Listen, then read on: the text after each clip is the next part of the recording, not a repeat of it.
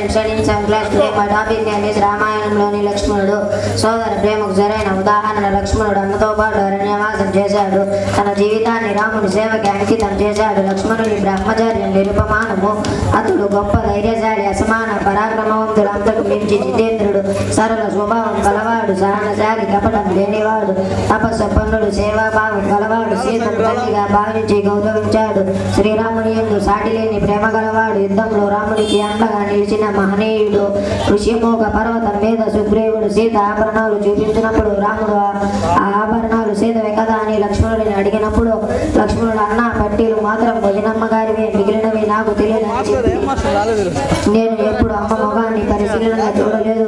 ప్రతిరోజు పాద నమస్కారం చేసేటప్పుడు కాలి పట్టీలు చూశాను, ఇవి మాత్రమే నాకు తెలుసు అని చెప్పి తన ఉన్నత వ్యక్తిత్వాన్ని చాటాడు లక్ష్మణుడు. ఈ లోకంలో అన్నకు నిదర్శనం కొడుకుకు నిదర్శనం రాముడు అయితే తమ్ముడుకు నిదర్శనం లక్ష్మణుడు. అందరూ రామ లక్ష్మణుల వల్లే ఉండవలను. Thank you.